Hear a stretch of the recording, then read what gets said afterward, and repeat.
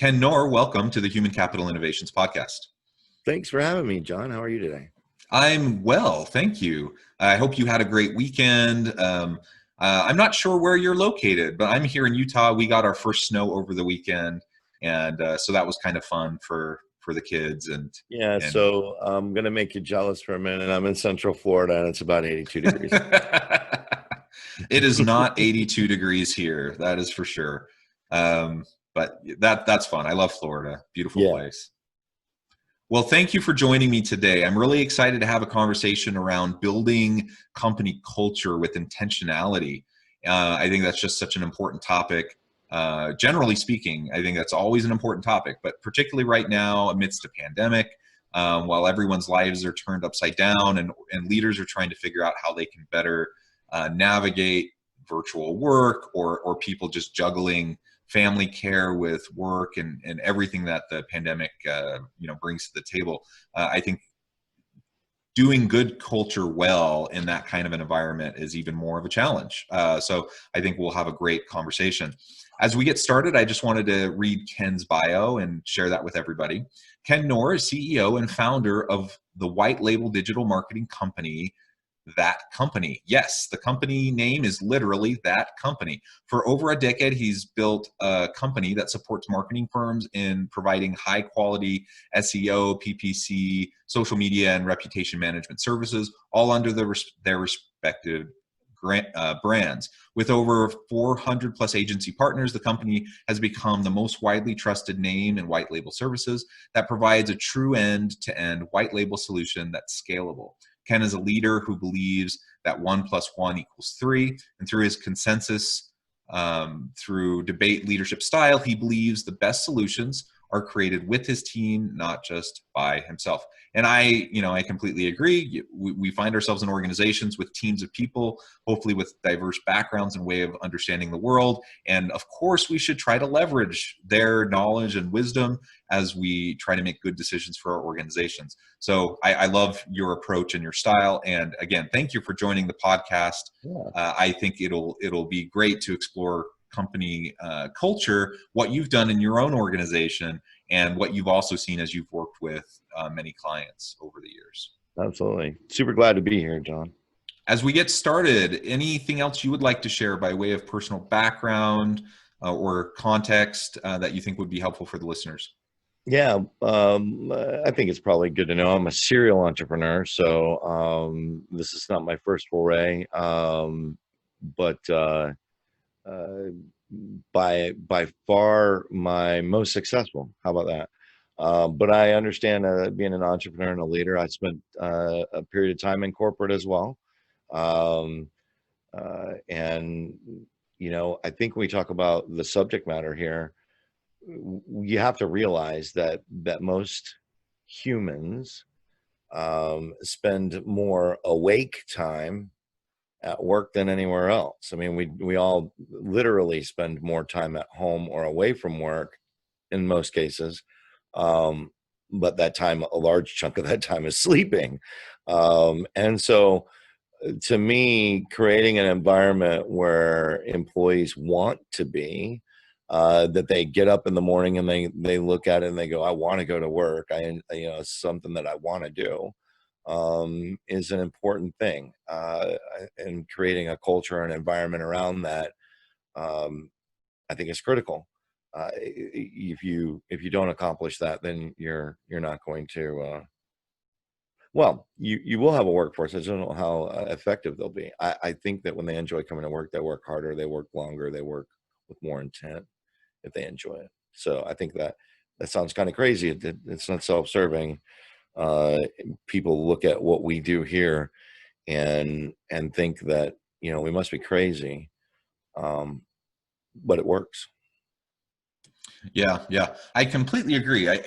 Anytime you get groups of people together, a culture will emerge, and the question is it an intentional culture? Is it one that fits with the strategy and the value-added proposition you're trying to, the competitive advantage that your organization has in the marketplace?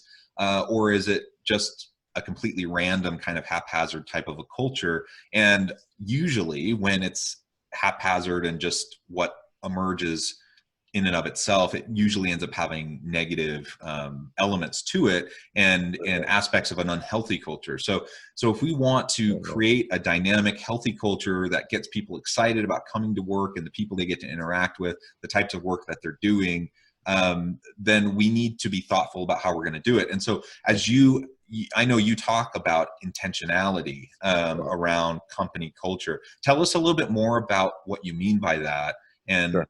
what we can do as leaders to try to have that intentionality as we try to be proactive about creating a culture rather than being reactive or just seeing what emerges in and of itself.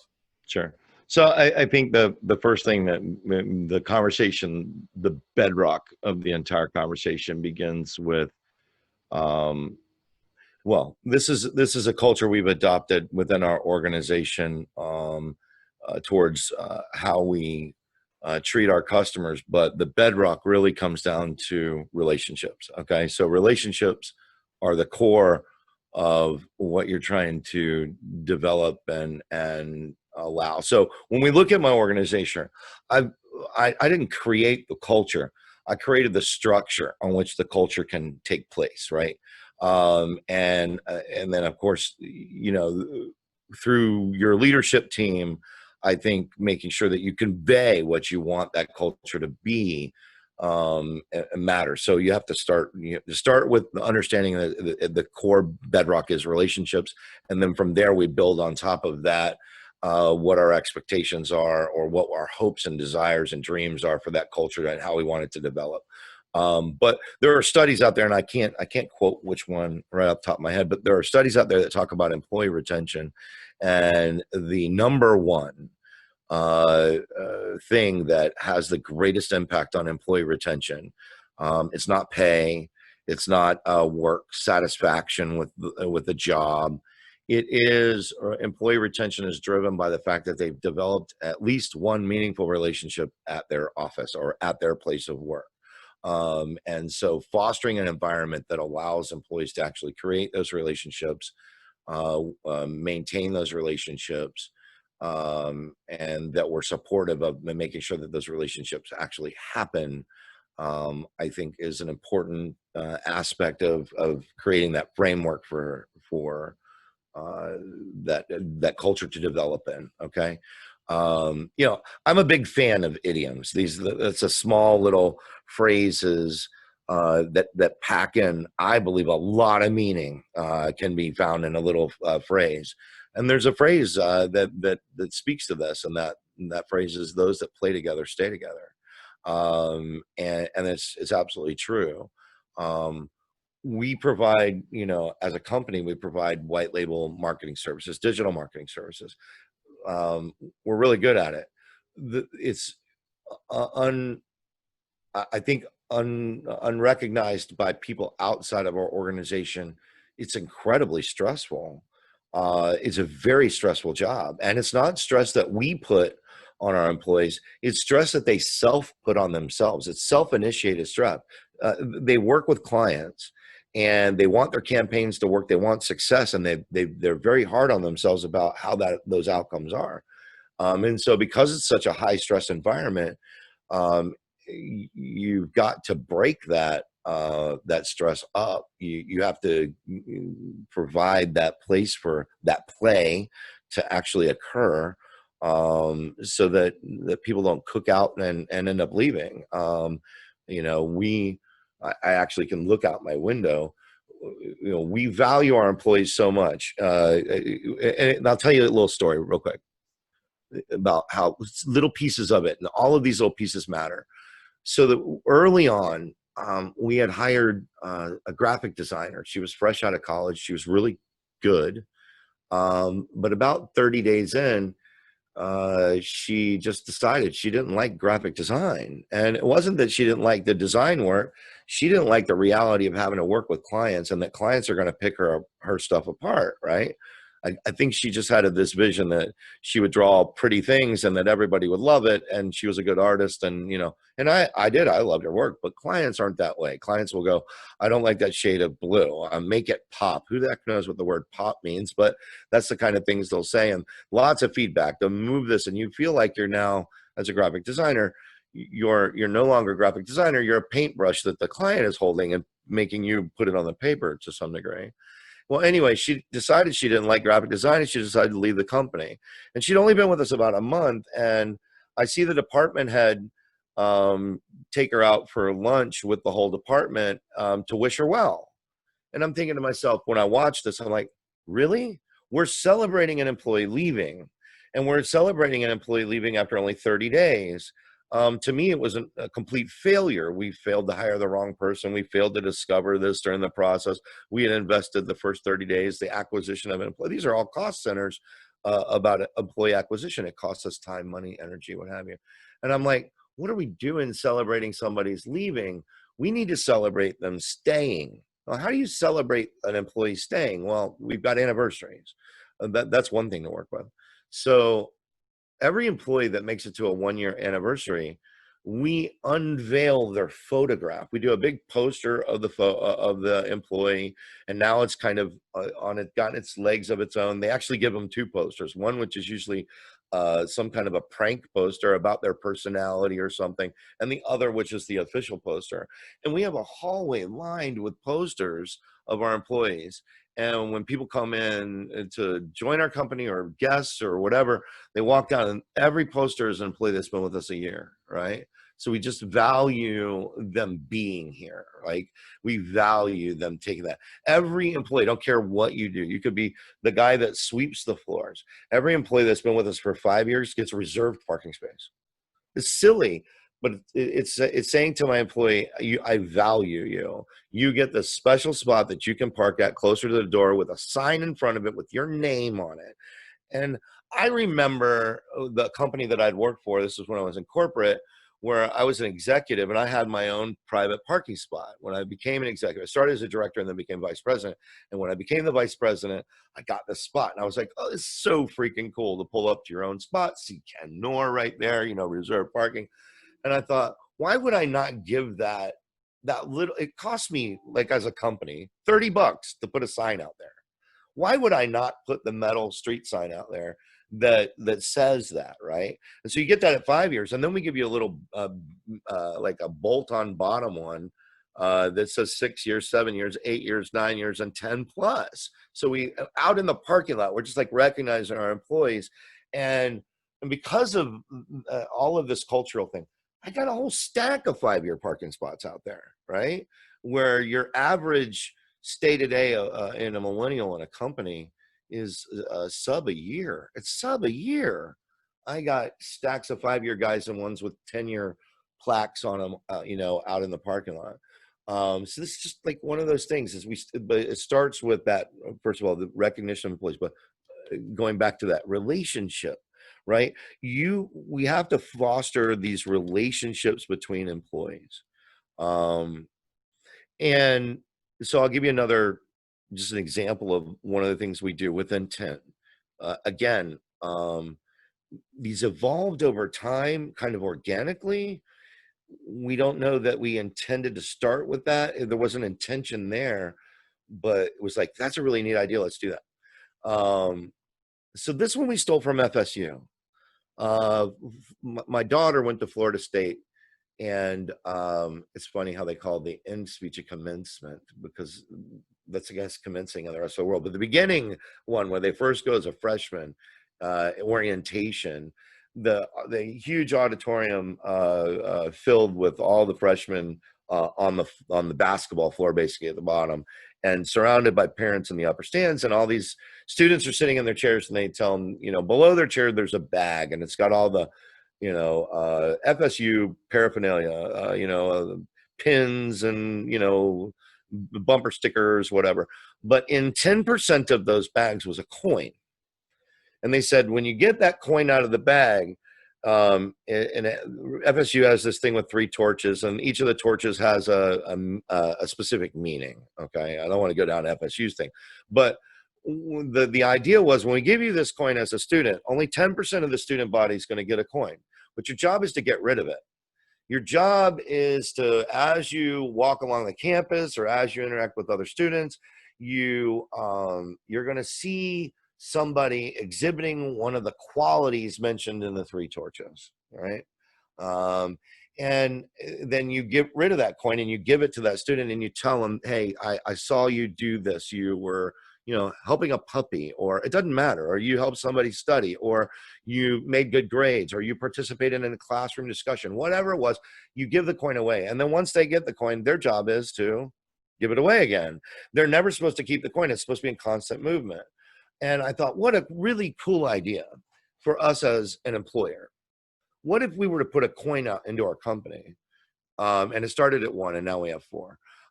We put a coin out into our company, and the employee's job was to give that coin away to another employee, and recognize them for anything. We don't care if it was work related or away from work related, right? Just recognizing another employee for an accomplishment, or recognizing them for a value we hold dear to us as an organization.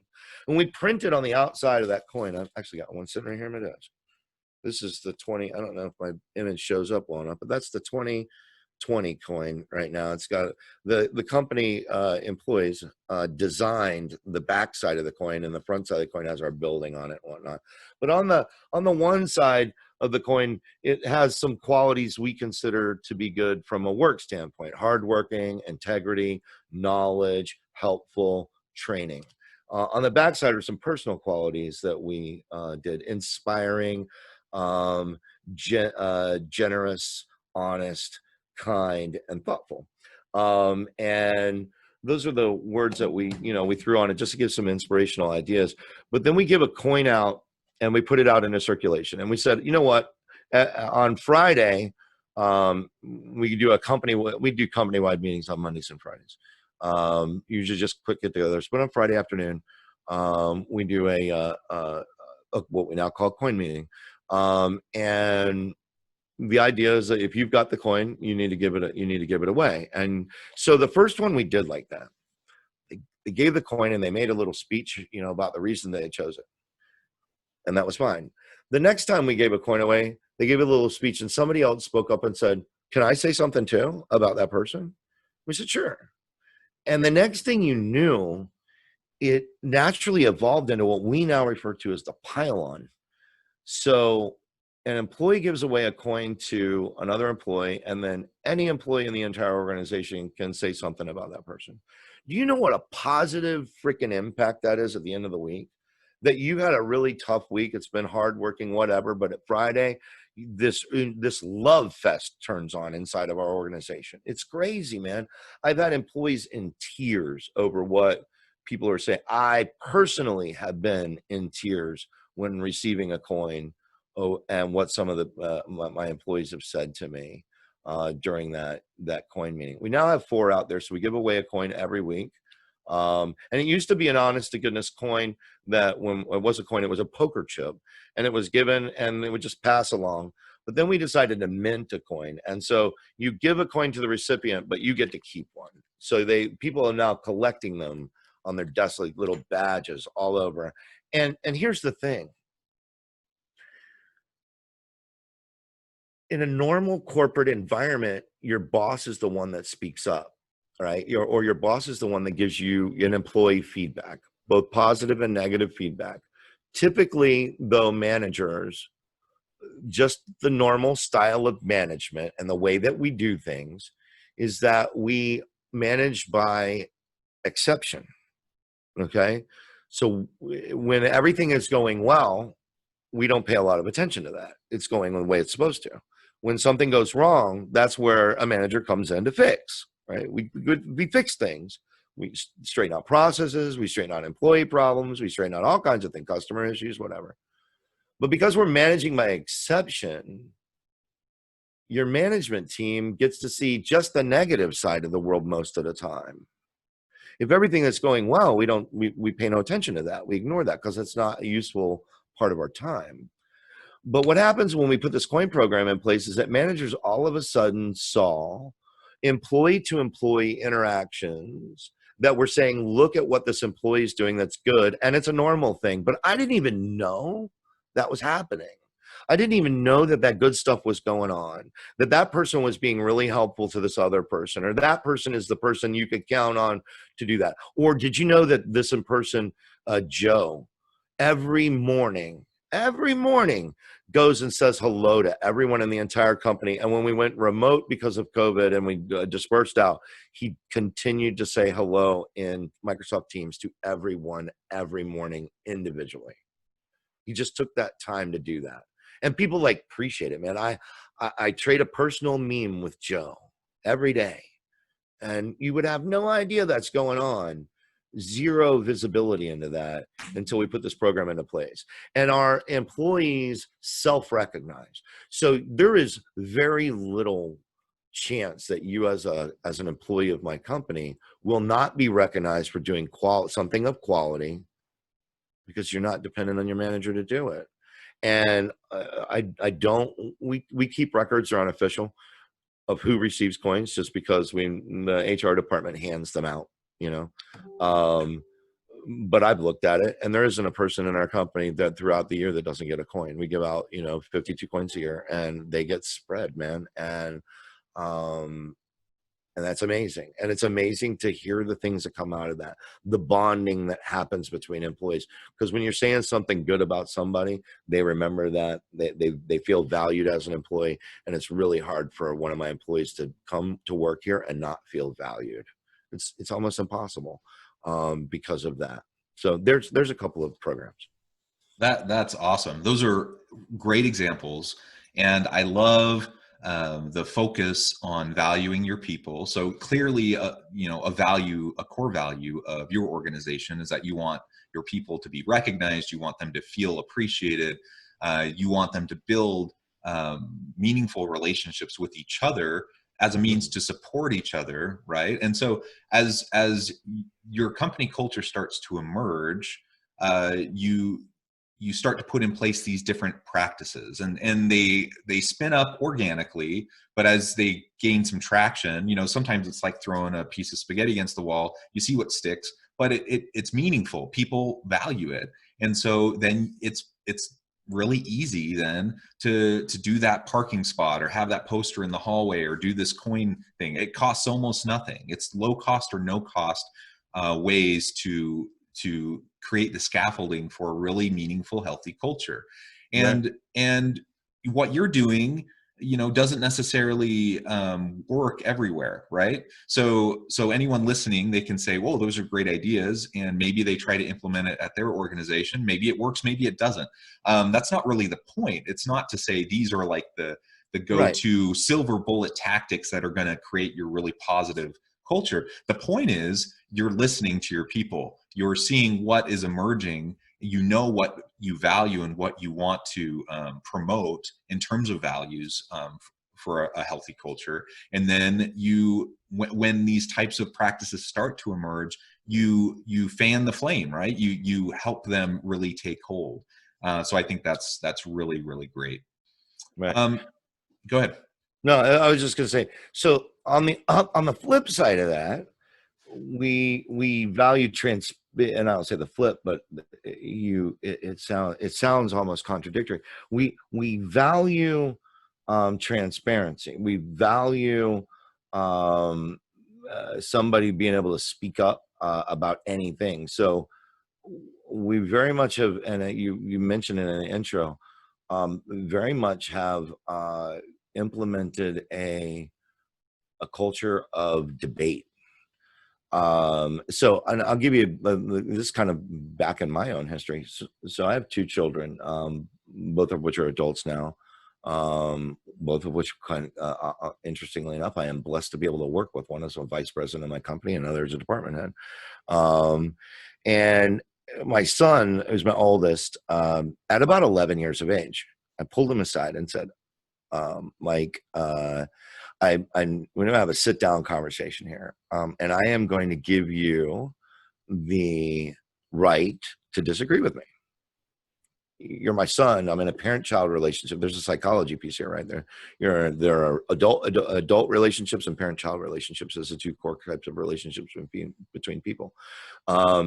And I needed to transition him from a parent-child relationship coming into the teen years into an adult relationship. And one of the things I need to do is grant him permission to disagree. look, you're 11, I'm going to make you do things or tell you to do things, or I'm going to put rules in place and things are going to happen. And you have my permission to disagree with me. Now, there are some ground rules on how you can disagree with me. You can debate me. You can have an energetic debate with me. You can debate with your mom. Same thing. You can disagree with her.